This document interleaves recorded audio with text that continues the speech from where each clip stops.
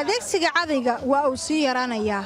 iyagoo haatan isticmaala waxyaabaha ay warshaduhu soo saaraan kaasi ay dhaqaatiirtu ku sheegeen inuusan caafimaadka u fiicnaynba sidoo kale diintan islaamku waxayba qabtaa in cadayga ama rumayga lagu cadaysado rumayga ama cadaygu waa geed dabiici ah oo lagu nadiifiyo ilkaha kaasi oo laga soo goosto xididada geedka ama laamaha geedka laakiin sanadadii dambe Soomaaliya waxaa ku soo badanayay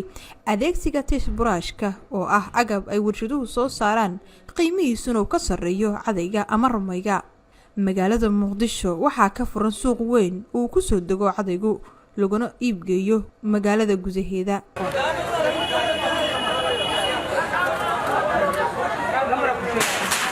waxaa noloshooda ka maareeya ganacsato garab rarata ah oo fara badan kuwaasi u badan dan yar Nuurta Maxamed iyo Khadiija Ibraahim waa hooyooyin iibiya cadayga waxay sheegayaan in muddo inay ka shaqeynayeen waxayna kala kulmaan dhibaatooyin kala duwan waxay tilmaamayaan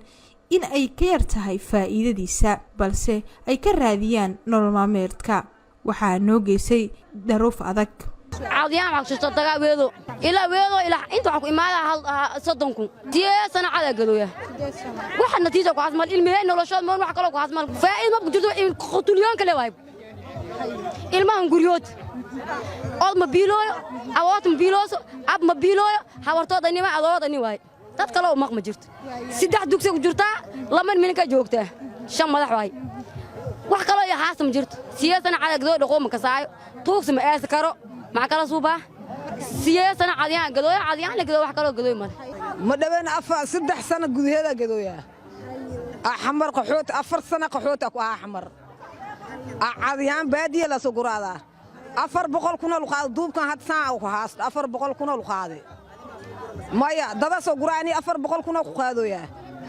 4 تاس بقول أني صدقكم أم 4 تنكحق مكهلاي ميل كلا الأسين مال أرن مدخره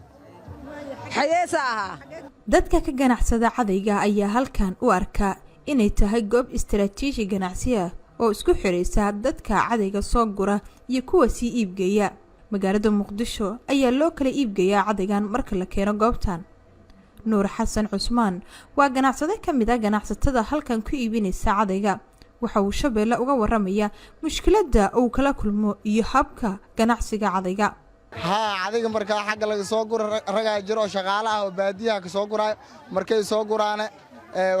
waxay soo saaraan gaadiid oo keena Muqdisho wallahi gaariga kirida baawrka lagu soo raraa waa kursiga waxa lagu soo raraa $80 $70 lagu soo qaadaa kursiga ala kursiga lagu xisaabtama ma sha Allah alxamdulillah faa'iido waa leeyahay kulli wax laga shaqeynaa hadda oo faa'iido aan lahayn ma laga sii shaqeyn karo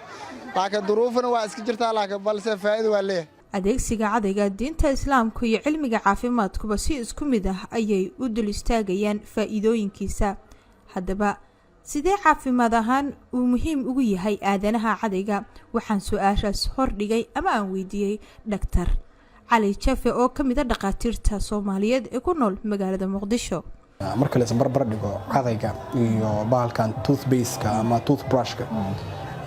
oo Colgate-ka wadato runtii waxa ka faa'iido badan cadayga ka faa'iido badan صح waaye ayada caafimaad wala soo kontroolay daawooyin ku jiro afkan way nadiifinaysaa ilkuhu waa cadeynayaan laakiin cadayga it's more natural saa ka dabiicisan nabi sallallahu alayhi wasallam xadiis ka sugnaaday ayaa jiro oo xadiis mubaax dadka inay yaqaanaan xadiiskaas wuxuu dhahay hadaan dadkayga waxaan ka cabsado dadka in lagu واجب يالو عادة ما هني واجب له عادة معناه عادة يصيروا شيء مهم وياه شنطة الصلاة وقت إني عاديان أنت الصلاة تكون كور إني عاديان وأفكار عادة جليان وأفكار نظيفيان وأنكو واجب لها مركا عادة مهمة دولية هتكجرنا إنسان مركي وجودن بسنة صلى الله عليه وسلم وجيردي سحلقي أجلس يسوع حاضرتي ومنو عايشة هويدا عايشة وحكاعة صدا إن عادي أوهستي ما دام سي تبريري إني أرتقض أما أرقته مركا منو عايشة وكوفها نجرت وحيد جيت واحد ودم بين النبي صلى الله عليه وسلم وعني بحيد على يديد أما سليفيشن كأما ديعان كي وأفكي وقلب مركا عادي nebiga halkaas ka gaaray asagoo geeridiisii dhiman tahay inuu cadayga afka ku hayo.